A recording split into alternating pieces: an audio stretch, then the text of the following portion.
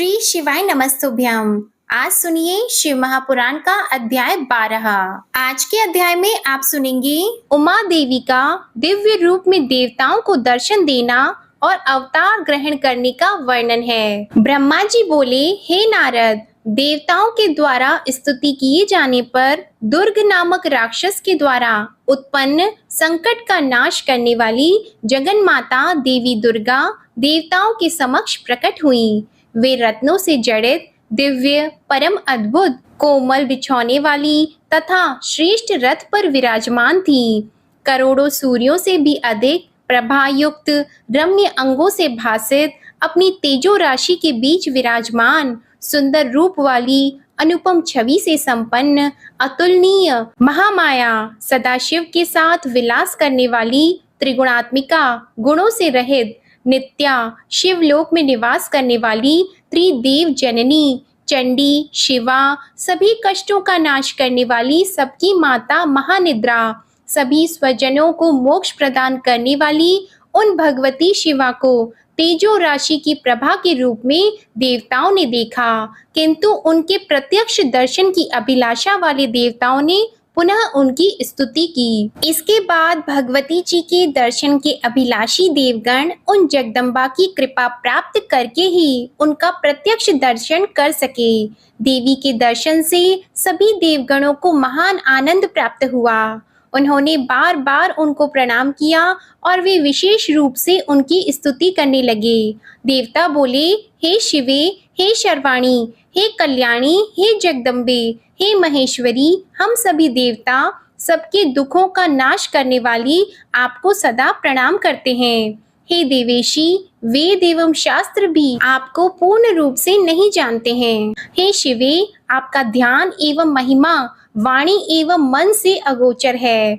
वृत्ति भी चकित होकर सदा अव्यावृत्ति से आपका वर्णन करती है, तो फिर दूसरों की बात ही क्या है। हे शिवे, भक्ति से आपकी कृपा प्राप्त करके बहुत से भक्त आपकी महिमा को जानते हैं। आपके शरणागत भक्तों को कहीं भी भय आदि नहीं होता। हे अंबिके, हम सब आपके दास हैं, अतः अब आप प्रेम युक्त होकर हमारी प्रार्थना सुने। हे देवी, हम लोग आपकी महिमा का थोड़ा सा वर्णन करते हैं। आप पहले दक्ष की पुत्री होकर शिवजी की प्रिया बनी थी। आपने उस समय ब्रह्मा और अन्य लोगों के महान दुख को दूर किया था। आपने अपने पिता से अनादर प्राप्त कर अपनी प्रतिज्ञा के अनुसार अपने शरीर का त्याग किया और आप अपने धाम को चली गई थी, जिसके कारण महादेव जी ने दुख पाया था। किंतु हे महेश्वरी, देवताओं का वह कार्य पूरा नहीं हुआ, इसलिए हम समस्त देवता एवं मुनिगण आपकी शरण में आए हैं। हे महिषानी, आप देवताओं के मनोरथ को पूर्ण कीजिए, जिससे हे शिवे सनत कुमार का कहा हुआ वचन सफल हो। हे देवी, आप पृथ्वी पर अवतरित होकर पुनः शिवजी की पत्नी बने और यथा योग्य लीला करें, जिससे देवगण सुखी हो जाएं। हे देवी, कैलाश पर्वत पर स्थित भगवान शिवजी भी सुखी हो जाएं, सभी लोग सुखी हो जाएं और पूर्ण रूप से दुख का विनाश हो जाए। ब्रह्मा जी बोले, हे नारद, विष्णु आदि सब देवता यह कहकर प्रेम से मग्न हो गए और वे भक्ति पूर्वक विनम्रता से सिर झुकाए मौन होकर खड़े हो गए। शिवा भी देवताओं की स्तुति सुनकर प्रसन्न हो गई। अपनी स्तुति के कारण का विचार कर तथा प्रभु शिवजी का स्मरण कर भक्त वत्सला तथा दयामयी उमा देवी भगवान विष्णु आदि उन देवताओं को संबोधित करके हंसकर कहने लगी। उमा बोली, हे हरे, हे विधे, हे देवताओं, हे मुनिगण, अब आप सभी लोग दुख रहित हो जाइए और मेरी बात सुनिए। मैं आप लोगों पर प्रसन्न हूँ, इसमें संदेह नहीं है। मेरा चरित्र त्रैलोक्य को सर्वत्र सुख प्रदान करने वाला है। दक्ष आदि को जो मोह उत्पन्न हुआ वह सब मेरे द्वारा ही किया गया था। मैं पृथ्वी पर पूर्ण अवतार ग्रहण करूंगी, इसमें संदेह नहीं है। इसमें बहुत से हेतु हैं, उन्हें मैं आदर पूर्वक कह रही हूँ। हे देवताओं, पूर्व समय में हिमाचल और मैना ने बड़े भक्ति भाव से मुझ सती शरीर धारिणी की माता पिता के समान सेवा की थी। इस समय भी वे नित्य प्रति मेरी भक्ति पूर्वक सेवा कर रहे हैं और मैना विशेषकर अपनी पुत्री रूप में सेवा करती हैं, इसमें भी संदेह नहीं। अतः रुद्र तथा आप लोग अपने अपने धाम को जाएं, मैं हिमालय के घर अवतार लूंगी, इससे सभी लोगों का दुख दूर हो जाएगा। आप सब लोग अपने अपने घर जाएं और चिरकाल तक सुखी रहें। मैं मैना की पुत्री के रूप में अवतार लेकर सभी को सुख प्रदान करूंगी। यह मेरा अत्यंत गुप्त मत है कि मैं शिवजी की पत्नी बनूंगी। भगवान शिव की लीला अद्भुत है, वह ज्ञानियों को भी मोह में डालने वाली है। हे देवगणों, जब से मैंने दक्ष के यज्ञ में जाकर पिता द्वारा अपने स्वामी का अनादर देखकर दक्षो उत्पन्न अपने शरीर को त्याग दिया है, उसी समय से वे काल अग्नि संज्ञक स्वामी रुद्रदेव दिगंबर होकर मेरी चिंता में संलग्न हैं। मेरे रोष को देखकर अपने पिता के यज्ञ में गई हुई धर्मज्ञ सती ने मेरी प्रीति के कारण अपना शरीर त्याग दिया। यही सोच करके वे घर छोड़कर अलौकिक वेश धारण कर योगी होकर भटक गए। वे महेश्वर मेरे सती रूप का वियोग सहन नहीं कर पा रहे हैं। उन्होंने उसी समय से कामजन्य उत्तम सुख का परित्याग कर दिया है और मेरे निमित्त कुवेश धारण कर वे अत्यंत दुखी हो गए हैं। हे विष्णु, हे विधे, हे देवगणों, हे मुनिगणों, आप लोग महाप्रभु महेश्वर की भुवन पालिनी अन्य लीला भी सुने। ज्ञानी होते हुए भी विरह में व्याकुल वे मेरी अस्थियों की माला बनाकर धारण किए रहते हैं, फिर भी उन्हें कहीं भी शांति नहीं मिलती है। वे प्रभु अनाथ के समान इधर उधर घूमते हुए ऊंचे स्वर में रोते रहते हैं। उन्हें उचित तथा अनुचित का ज्ञान भी नहीं है। इस प्रकार वे प्रभु सदाशिव कामियों की गति दिखाते हुए लीला करते फिरते हैं और कामों की भांति विरह आकुल वाणी बोलते रहते हैं। वे शिव वस्तुतः निर्विकार तथा दीनता से रहित अजित परमेश्वर परिपूर्ण स्वामी मायाधीश तथा सबके अधिपति हैं। वे तो लोका अनुसरण कर ही लीला करते हैं, अन्यथा उन्हें मोह तथा काम से प्रयोजन ही क्या है। वे प्रभु न तो किसी विकार से अथवा माया से ही लिप्त रहने वाले हैं। वे सर्वव्यापी रुद्र मेरे साथ विवाह करने की प्रबल इच्छा रखते हैं। अतः हे देवगणों, मैं पृथ्वी पर मैना हिमाचल के घर में अवतार ग्रहण करूंगी। मैं रुद्र के संतोष के लिए लौकिक गति का आश्रय लेकर हिमालय पत्नी मैना में अवतार ग्रहण करूंगी। कठोर तपस्या करके रुद्र की भक्त तथा प्रिया होकर मैं देवताओं का कार्य करूंगी। यह सत्य है, सत्य है, इसमें संदेह नहीं। आप सभी लोग अपने घर जाइए और रुद्र का भजन कीजिए। उन्हीं की कृपा से समस्त दुख दूर हो जाएगा, इसमें संदेह नहीं है। उन कृपालु की कृपा से सर्वदा मंगल ही होगा और मैं उनकी प्रिया होने के कारण त्रिलोक में वंदनीय तथा पूजनीय हो जाऊंगी। ब्रह्मा जी बोले, हे तात, इस प्रकार कहकर वे जगदम्बा देवताओं के देखते देखते अंतर ध्यान हो गईं और शीघ्रता से अपने लोक को चली गईं। तदंतर विष्णु आदि समस्त देवता और मुनिगण अत्यंत प्रसन्न होकर उस दिशा में प्रणाम कर अपने अपने स्थान को चले गए। हे मुनीश्वर, इस प्रकार मैंने दुर्गा जी के उत्तम चरित्र का आपसे वर्णन किया, जो सर्वदा मनुष्यों को सुख भोग तथा मोक्ष देने वाला है। नारद जी बोले, हे तात, जब देवी दुर्गा अंतर ध्यान हो गईं और देवगण अपने अपने धाम को चले गए, उसके बाद क्या हुआ? हे तात, मैना और हिमाचल ने किस प्रकार कठोर तप किया और भगवती किस प्रकार मैना के गर्भ से उत्पन्न होकर उन हिमाचल की कन्या हुई। ब्रह्मा जी बोले, हे विप्रवर्य, हे सुतश्रेष्ठ, मैं शिवजी को भक्ति पूर्वक प्रणाम कर उनके भक्ति वर्धक महान चरित्र को कह रहा हूँ। उपदेश देकर विष्णु आदि देव समुदाय के चले जाने पर पर्वतराज हिमालय तथा मेनका कठोर तप करने लगे। वे पति पत्नी भक्ति युक्त चित्त से दिन रात शंभु और शिवा का चिंतन करते हुए उनकी सम्यक रीति से नित्य आराधना करने लगे। गिरि प्रिया वे मैना प्रसन्नता पूर्वक शिवजी के साथ देवी का पूजन करती थीं और उन्हें प्रसन्न करने के लिए नित्य ब्राह्मणों को दान देती थीं। संतान की कामना से मैना ने चैत्र मास से आरंभ करके 27 वर्षों तक प्रतिदिन तत्परता पूर्वक शिवा की पूजा की।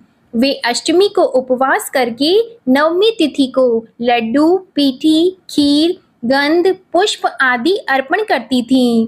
वे गंगा के औषधि प्रस्थ में उमा देवी की मिट्टी की प्रतिमा बनाकर अनेक प्रकार की वस्तुएं समर्पित करके उनकी पूजा किया करती थी। वे कभी निराहार रहती थीं, कभी व्रत धारण करती थीं, कभी जल पीकर ही रहती थीं और कभी हवा पीकर ही रह जाती।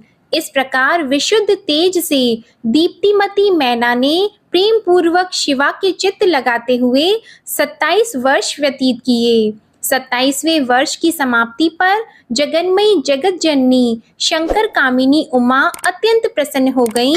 मैना की उत्तम भक्ति से संतुष्ट होकर परमेश्वरी देवी उन पर अनुग्रह करने के लिए उनके सामने प्रकट हुईं।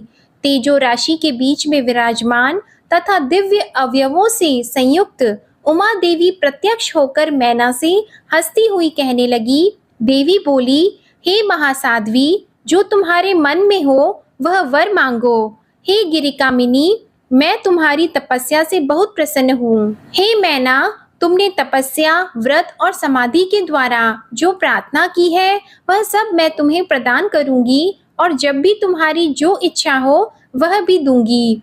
तब उन मैना ने प्रत्यक्ष प्रकट हुई कालिका देवी को देखकर प्रणाम किया और यह वचन कहा। मैना बोली, हे देवी, इस समय मुझे आपके रूप का प्रत्यक्ष दर्शन हुआ है, अतः मैं आपकी स्तुति करना चाहती हूँ। हे कालिके, आप प्रसन्न हो। ब्रह्मा जी बोले, नारद, मैना के ऐसे कहने पर सर्वमोहिनी कालिका ने अत्यंत प्रसन्नचित होकर अपनी दोनों बाहों से मैना को आलिंगन किया।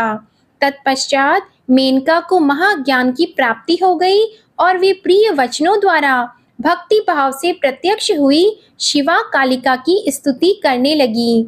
मैना बोली, मैं महामाया, जगत का पालन करने वाली चंडिका, लोक को धारण करने वाली तथा संपूर्ण मनोवांछित पदार्थों को देने वाली महादेवी को प्रणाम करती हूँ। आप यतियों के बंधन की नाश की हेतुभूत ब्रह्म विद्या हैं, तो मुझ जैसी नारियां आपके प्रभाव का क्या वर्णन कर सकती हैं?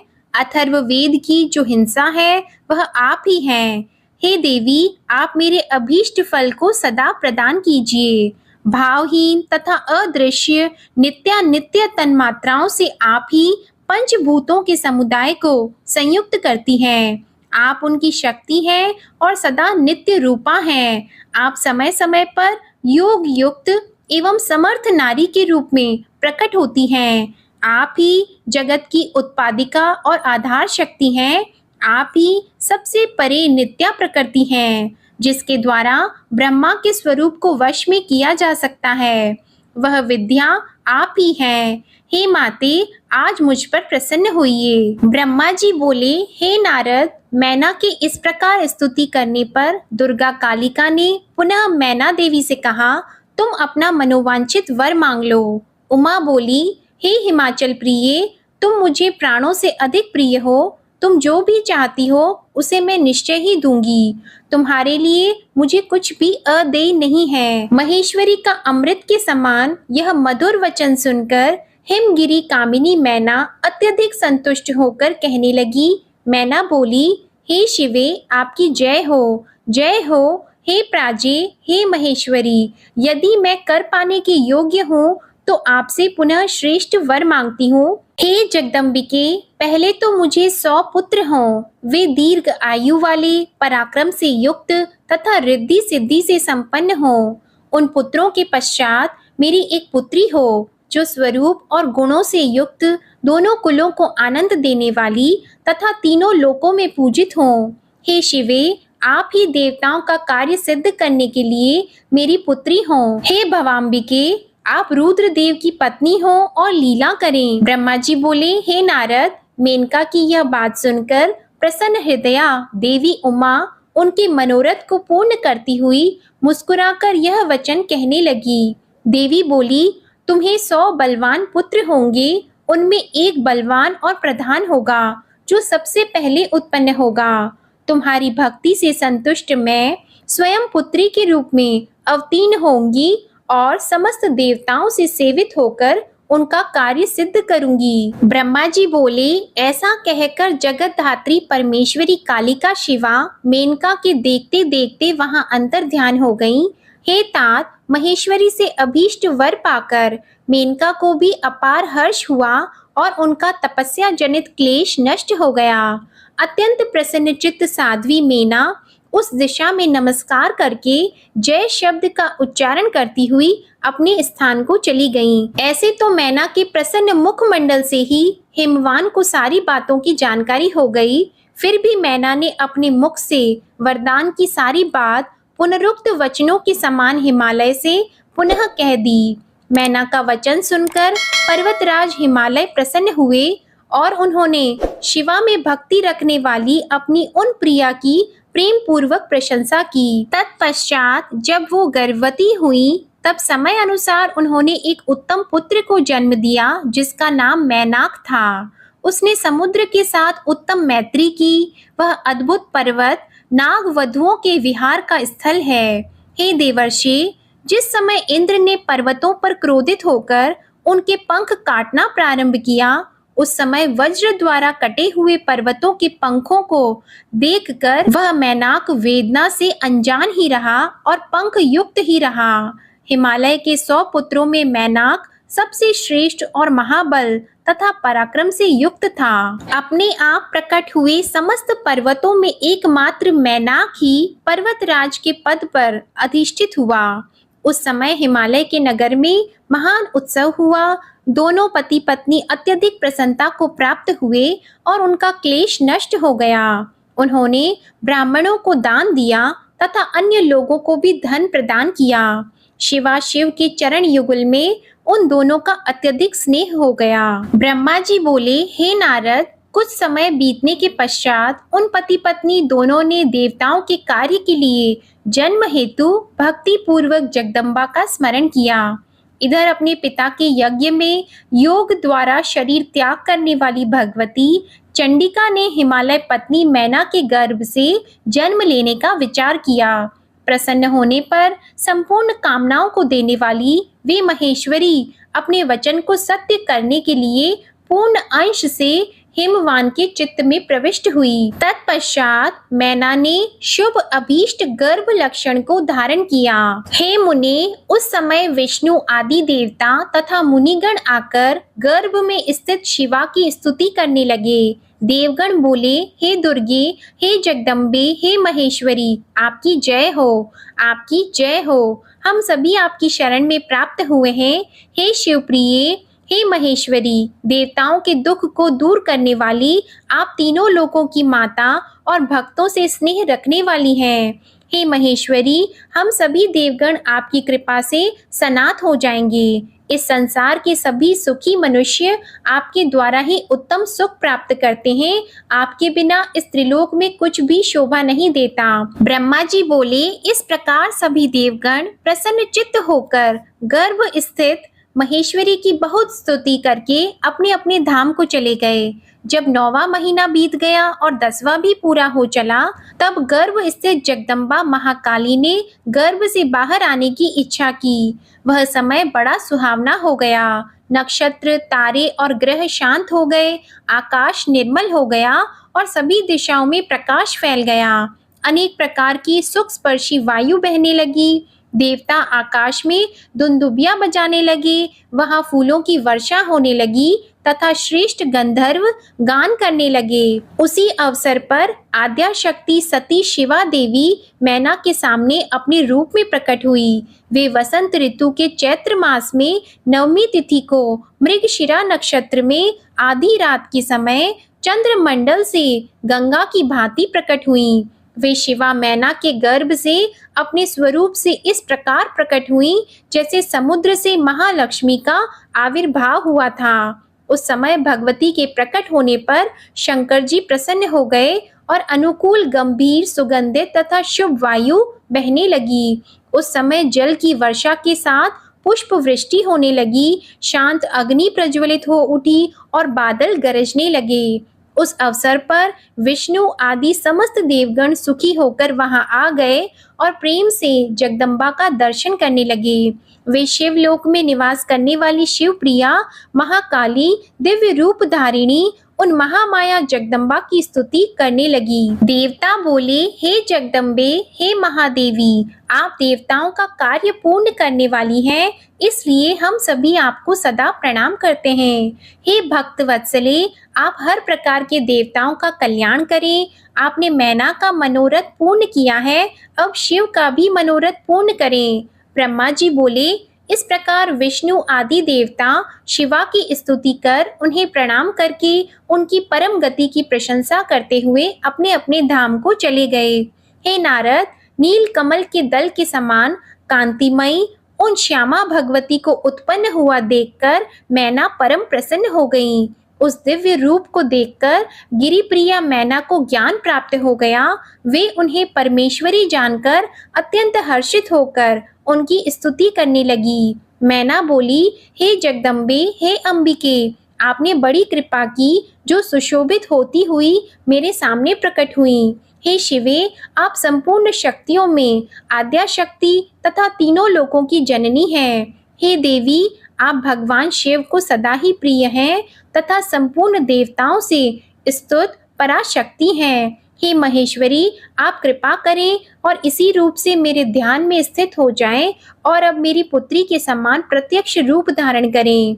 ब्रह्मा जी बोले, पर्वत पत्नी उन मैना की यह बात सुनकर शिवा देवी अत्यंत प्रसन्न होकर उन गिरिप्रिया से कहने लगी। देवी बोली, हे मैना, आपने पहले तत्पर होकर मेरी बड़ी सेवा की थी। उस समय आपकी भक्ति से अत्यंत प्रसन्न होकर वर देने के लिए मैं आपके पास गई थी। वर मांगिए। मेरी इस वाणी को सुनकर आपने वह वर मांगा था। हे महादेवी, आप मेरी पुत्री हो जाएं और देवताओं का हित साधन करें।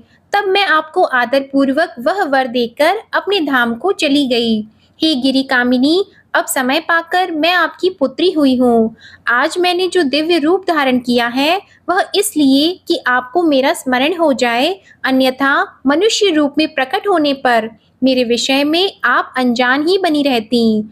अब आप दोनों पुत्री भाव से अथवा दिव्य भाव से स्नेह पूर्वक मेरा निरंतर चिंतन करते हुए मेरे परम पद को प्राप्त होगे। मैं पृथ्वी पर अद्भुत लीला करके देवताओं का कार्य सिद्ध करूंगी, भगवान शंभु की पत्नी होंगी और सज्जनों का उद्धार करूंगी। ब्रह्मा जी बोले, ऐसा कहकर अंबिका शिवा मौन हो गई और उसी क्षण माता के देखते देखते अपनी माया से प्रसन्नता पूर्वक नवजात पुत्री रूप में प्रकट हो गईं। ब्रह्मा जी नारद मुनि से बोले, हे नारद, तदंतर मैना के सामने महातेजस्वी कन्या होकर जब पार्वती देवी लौकिक गति का आश्रय लेकर रोने लगी, तो हे मुने, उस समय प्रसूति गृह की शैया के चारों ओर फैले हुए उनके महान तेज से रात्रि के दीपक शीघ्र ही कांतिहीन हो गए।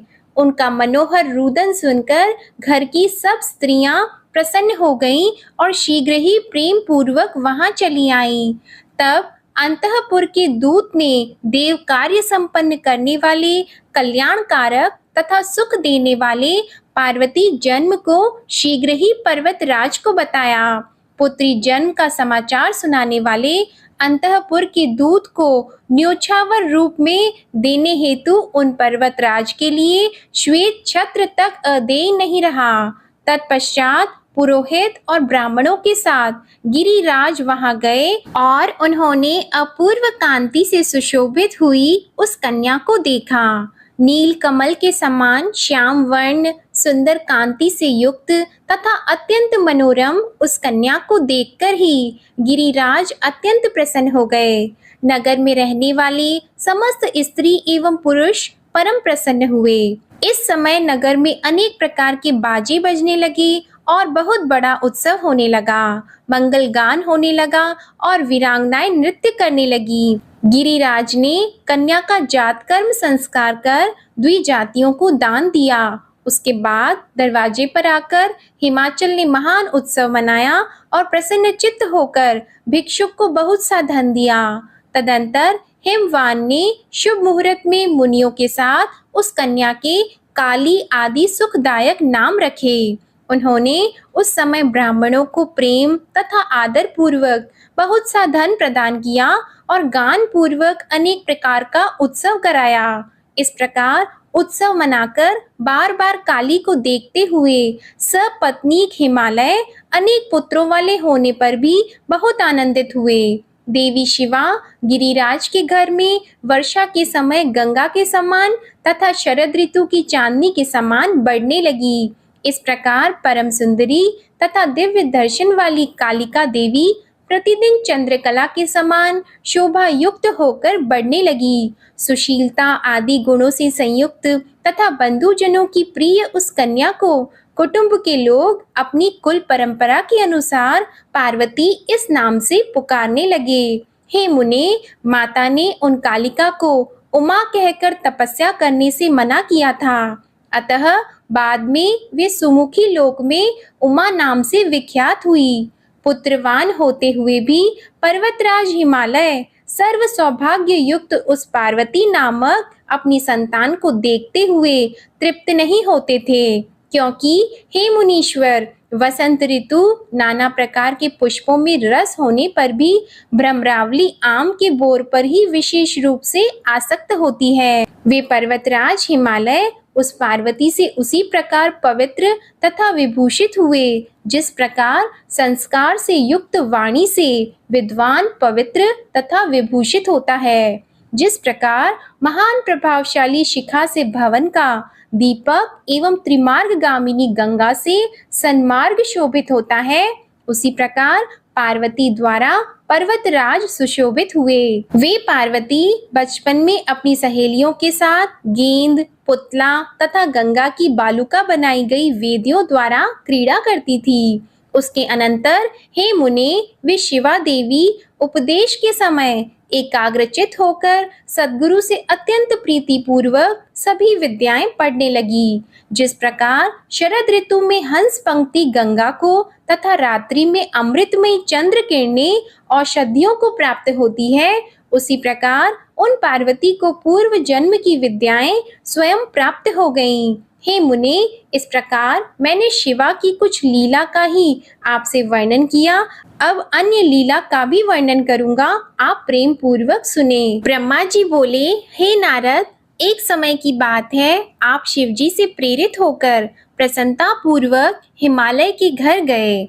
आप शिव तत्व के ज्ञाता और शिव की लीला के जानकारों में श्रेष्ठ हैं। हे मुने, गिरिराज हिमालय ने आपको देखकर प्रणाम करके आपकी पूजा की और अपनी पुत्री को बुलाकर उनसे आपके चरणों में प्रणाम करवाया। हे मुनीश्वर, तत्पश्चात स्वयं नमस्कार करके हिमाचल अपने सौभाग्य की सराहना करके मस्तक झुकाकर हाथ जोड़कर आपसे कहने लगे। हिमालय बोले, हे मुने, हे नारद, हे ज्ञानिन, हे ब्रह्मा के पुत्रों में श्रेष्ठ, हे प्रभु, आप सर्वज्ञ हैं, दयामय हैं और दूसरों के उपकार में लगे रहने वाले हैं। गुण दोष को प्रकट करने वाले आप मेरी पुत्री के जन्म फल का वर्णन कीजिए। मेरी सौभाग्यवती पुत्री किसकी पत्नी होगी? ब्रह्मा जी बोले, हे मुनि श्रेष्ठ, हे तात। गिरिराज हिमालय के ऐसा कहने पर कालिका के हाथ देखकर बोलने में चतुर, ज्ञानी और सभी वृत्तांतों को जानने वाले आप नारद प्रसन्नचित्त होकर पर्वतराज से कहने लगे। नारद जी बोले, हे शैलराज, हे मैना, आपकी यह पुत्री चंद्रमा की आदि कला के समान बढ़ रही है। यह समस्त शुभ लक्षणों से संपन्न है।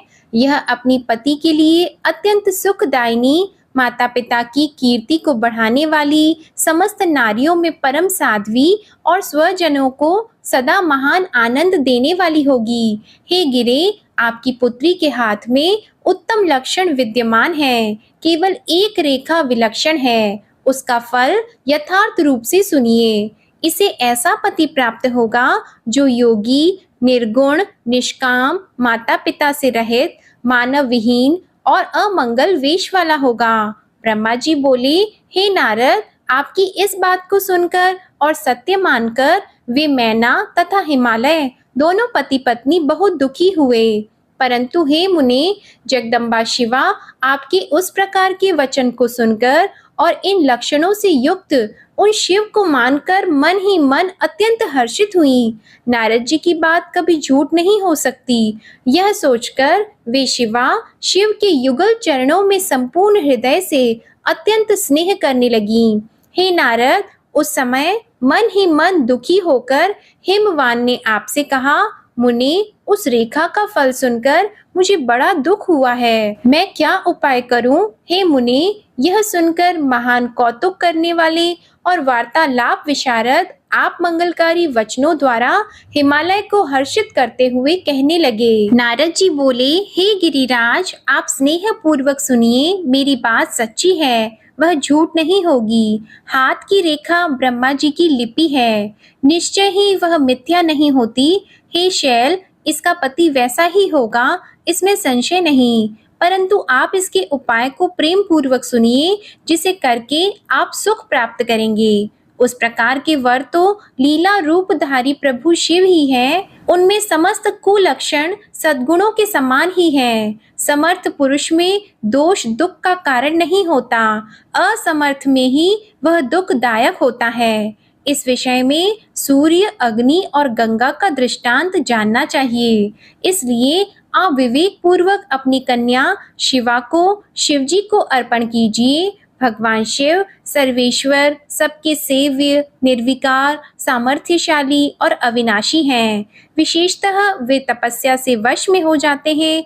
अतः यदि शिवा तप करे तो शीघ्र ही प्रसन्न होने वाले वे शिव उसे अवश्य ग्रहण कर लेंगे। सर्वेश्वर शिव सब प्रकार से समर्थ हैं। ब्रह्मा जी उनके अधीन हैं तथा वे सबको सुख देने वाले हैं। ब्रह्मा जी बोले, हे तात, हे मुनि, ऐसा कहकर कौतुक करने वाले आपने शुभ वचनों से गिरिराज को हर्षित करते हुए पुनः कहा, पार्वती भगवान शंकर की पत्नी होगी और वह सदा रुद्र देव के अनुकूल रहेगी, क्योंकि यह महासाध्वी और उत्तम व्रत का पालन करने वाली है तथा माता पिता के सुख को बढ़ाने वाली है।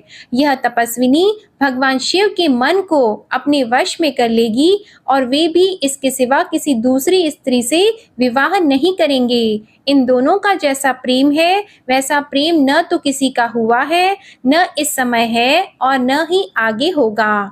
हे गिरिश्रेष्ठ, इन्हें देवताओं के कार्य करने हैं। उनके जो जो कार्य नष्ट प्राय हो गए हैं उन सबका इनके द्वारा पुनः उद्धार होगा। हे गिरि, आपकी इस कन्या से भगवान हर अर्धनारीश्वर होंगे। इन दोनों का पुनः हर्ष पूर्वक मिलन होगा। आपकी यह पुत्री तपस्या के प्रभाव से सर्वेश्वर महेश्वर को संतुष्ट करके उनके शरीर के साथ आधे भाग को अपने अधिकार में कर लेगी।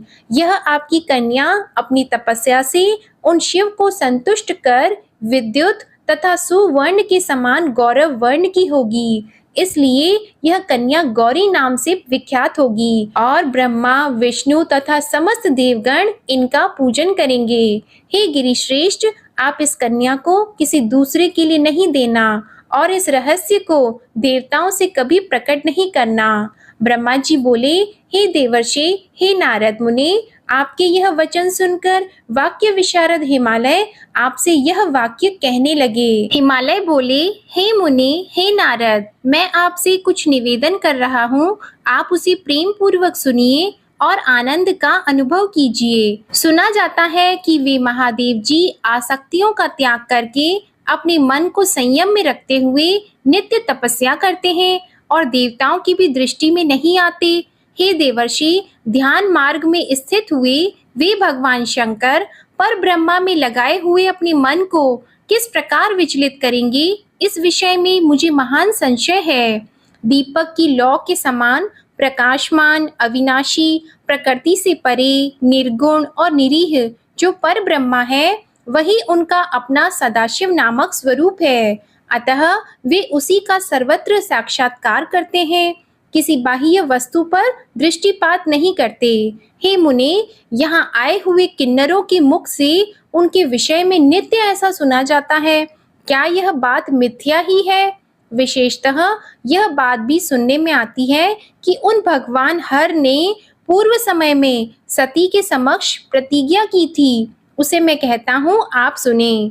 उन्होंने कहा था, हे दाक्षायणी, हे सती, हे प्रिय, मैं तुम्हारे अतिरिक्त दूसरी स्त्री का न तो वरण करूंगा और न तो उसे पत्नी रूप में ग्रहण करूंगा। यह मैं तुमसे सत्य कहता हूँ। इस प्रकार सती के साथ उन्होंने पहले ही प्रतिज्ञा कर ली है। अब सती के मर जाने पर वे स्वयं दूसरी स्त्री को कैसे ग्रहण करेंगे? ब्रह्मा जी बोले, हे देवर्षि, यह कहकर उन गिरी ने आपके सामने मौन धारण कर लिया। तब इसे सुनकर आप तत्वपूर्वक यह बात कहने लगे। नारद जी बोले, हे गिरिराज, हे महामते, आपको चिंता नहीं करनी चाहिए। आपकी यह कन्या काली पूर्व समय में दक्ष की पुत्री थी। उस समय उसका नाम सती था, जो सदा मंगल प्रदान करने वाला है। वह सती दक्ष कन्या होकर रुद्र की प्रिया बनी थी। उस सती ने अपने पिता के यज्ञ में अनादर पाकर तथा भगवान शंकर का भी अपमान हुआ देखकर कोप करके अपने शरीर को त्याग दिया था। ये ही अंबिका शिवा आपके घर में उत्पन्न हुई हैं। यह पार्वती भगवान शंकर की पत्नी होगी, इसमें संदेह नहीं है। ब्रह्मा जी ने कहा, हे मुनि, उस समय आपने पार्वती का यह सब प्रीति पूर्वक पूर्व जन्म तथा चरित्र विस्तार पूर्वक गिरिराज से कहा था। मुनि के मुख से काली के संपूर्ण पूर्व वृतांत को सुनकर पुत्र और स्त्री सहित वे गिरी संदेह रहित हो गए। तत्पश्चात काली ने नारद जी के मुख से उस कथा को सुनकर लज्जा से मुख को नीचे कर लिया और उनके मुख पर मुस्कान छा गई। उसके चरित्र को सुनकर हाथ से उसके मस्तक का स्पर्श करके हिमालय ने उसे अपने आसन के पास बैठाया। तब हे मुने, आप वहां बैठी हुई उस काली को देखकर पुत्र सहित गिरिराज एवं मैना को प्रसन्न करते हुए कहने लगे, हे शैलराज, इस पार्वती के बैठने के लिए यह सिंहासन क्या है? इसका आसन तो सदा शंभु का उरुदेश होगा।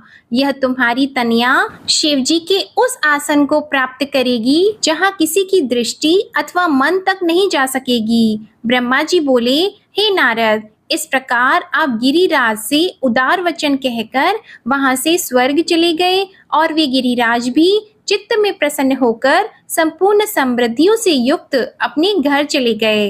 नारद जी बोले, हे विधे, हे तात, शिव भक्तों में श्रेष्ठ, हे प्राज्ञ, आपने करुणा करके भगवान शिव की यह अद्भुत कथा कही, उससे मेरे मन में बहुत प्रीति बढ़ी है। हे विधे, जब दिव्य दृष्टि वाला मैं अपने स्थान को चला गया, तब हे तात क्या हुआ? अब कृपा करके उसे मुझे बताइए। ब्रह्मा जी बोले, हे मुने, आपके स्वर्ग चले जाने पर कुछ समय बीतने पर मैना ने हिमालय के पास आकर उन्हें प्रणाम किया। तत्पश्चात पुत्री को प्राणों से भी अधिक चाहने वाली साध्वी गिरी प्रिया मैना वहां बैठकर अपने पति गिरिराज से विनय पूर्वक कहने लगी। मैना बोली, स्त्री स्वभाव के कारण मुनि की बात को मैंने अच्छी तरह नहीं समझा।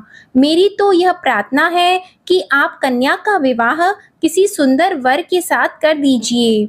यह विवाह सर्वथा अपूर्व सुख देने वाला होना चाहिए। गिरिजा का वर शुभ लक्षणों से संपन्न और कुलीन होना चाहिए। मेरी पुत्री मुझे प्राणों से भी अधिक प्रिय है। वह प्रिया उत्तम वर पाकर जिस प्रकार भी प्रसन्न और सुखी हो सके वैसा कीजिए। आपको मेरा नमस्कार है। ब्रह्मा जी बोले, ऐसा कहकर अश्रुयुक्त मुख वाली मैना पति के चरणों में गिर पड़ी। तब बुद्धिमानों में श्रेष्ठ हिमवान उन्हें उठाकर यथोचित बात कहने लगे। हिमालय बोले, हे देवी, हे मेनके, मैं यथार्थ और तत्व की बात बताता हूँ, सुनिए। आप भ्रम छोड़िए, मुनि की बात कभी झूठी नहीं हो सकती। यदि आपको पुत्री के प्रति स्नेह है तो उसे सादर शिक्षा दीजिए कि वह भक्ति पूर्वक सुस्थिर चित्त से शंकर के लिए तप करें। हे मेनका, यदि शिव प्रसन्न होकर काली का पाणी ग्रहण कर लेते हैं तो सब शुभ ही होगा और नारद जी का बताया हुआ अमंगल नष्ट हो जाएगा। शिव के समीप सारे अमंगल सदा मंगल रूप हो जाते हैं। इसलिए आपको शिव की प्राप्ति के लिए पुत्री को तपस्या करने की शीघ्र शिक्षा देनी चाहिए। ब्रह्मा जी बोले, हे नारद, हिमवान की यह बात सुनकर मैना परम प्रसन्न हुई। वे तपस्या में रुचि का उपदेश देने के लिए पुत्री के पास गईं। पुत्री के सुकुमार शरीर पर दृष्टिपात करके मैना को बड़ी व्यथा हुई और उनके दोनों नेत्रों में शीघ्र ही आंसू भर आए। तब गिरिप्रिया मैना पुत्री को उपदेश न दे सकी, किंतु माता की उस चेष्टा को वे पार्वती शीघ्र ही समझ गईं। तदंतर वे सर्वज्ञ परमेश्वरी कालिका देवी माता को बार बार आश्वासन देकर शीघ्र कहने लगी।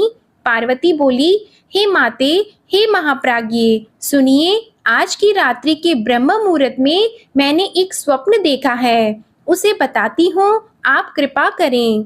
हे माते, एक दयालु एवं तपस्वी ब्राह्मण ने मुझे शिव के निमित्त उत्तम तपस्या करने का प्रसन्नता पूर्वक उपदेश दिया है। ब्रह्मा जी बोले, हे नारद, यह सुनकर मेनका ने वहां शीघ्र ही अपने पति को बुलाकर पुत्री के देखे हुए उस स्वप्न को पूर्ण रूप से बताया। तब मेनका से पुत्री के स्वप्न को सुनकर गिरिराज बड़े प्रसन्न हुए और वाणी से पत्नी को समझाते हुए कहने लगे। गिरिराज बोले, हे प्रिय, मैंने भी रात के अंतिम प्रहर में एक स्वप्न देखा है। मैं आदर पूर्वक उसे बताता हूँ, आप प्रेम पूर्वक सुने। नारद जी के द्वारा बताए गए वर के अंगों को धारण करने वाले एक परम तपस्वी प्रसन्नता के साथ तपस्या करने के लिए मेरे नगर के निकट आए। तब मैं भी अति प्रसन्न होकर अपनी पुत्री को साथ लेकर वहां गया। उस समय मुझे ज्ञात हुआ कि नारद जी के द्वारा बताए हुए वर भगवान शंभु ये ही हैं। मैंने उन तपस्वी की सेवा के लिए अपनी पुत्री को उपदेश देकर उनसे भी प्रार्थना की कि वे इसकी सेवा स्वीकार करें, परंतु उस समय उन्होंने उसे स्वीकार नहीं किया। इतने में वह सांख्य और वेदांत के अनुसार बहुत बड़ा विवाद छिड़ गया। तदंतर उनकी आज्ञा से मेरी पुत्री वहीं रह गई और अपने हृदय में उन्हीं की कामना रखकर भक्ति पूर्वक उनकी सेवा करने लगी। हे सुमुखी, मैंने यही स्वप्न देखा था जिसे तुम्हें बता दिया। अतः हे मैना, हे प्रिय, कुछ समय तक इस स्वप्न के फल की परीक्षा करनी चाहिए। इस समय यही उचित जान पड़ता है। अब आप इसी को मेरा निश्चित मत समझिए। ब्रह्मा जी बोले, हे मुनीश्वर, यह कहकर वे गिरिराज तथा मैना शुद्ध चित्त होकर कुछ काल पर्यंत स्वप्न फल की प्रतीक्षा करने लगी। इसके अनंतर अभी कुछ ही काल बीता था कि सृष्टिकर्ता तथा सज्जनों को गति देने वाले परमेश्वर शिव जी सती के विरह से अत्यंत व्याकुल होकर सर्वत्र घूमते हुए गणों के साथ तप करने के लिए प्रेम पूर्वक वहां आए। सती के प्रेम विरह में व्याकुल चित्त वाले वे वहीं अपना तप करने लगे। उस समय पार्वती अपनी दो सखियों के साथ उन्हें प्रसन्न करने के लिए उनकी सेवा में लगी रहती थी। कुछ समय बीतने के बाद गिरिजा के अभिमान का नाश करके पुनः उनकी कठोर तपस्या से प्रसन्न किए गए महेश्वर प्रसन्न हुए। उसके बाद विष्णु द्वारा प्रसन्न किए गए रुद्र ने लोकाचार का आश्रय लेकर पार्वती जी के साथ विवाह किया। उस अवसर पर बहुत मंगल हुआ। ओम नमः शिवाय। आज की कथा समाप्त होती है। आपको आज की कथा पसंद आए तो वीडियो को लाइक कीजिएगा, शेयर कीजिएगा, कमेंट में भगवान भोलेनाथ जी की जय लिखिएगा और चैनल को भी सब्सक्राइब कीजिएगा। इसी के साथ आज आप हमारे चैनल पर सावन मास महात्म्य की कथा और सावन शिवरात्रि की व्रत कथा भी जरूर सुनिएगा। ओम नमः शिवाय।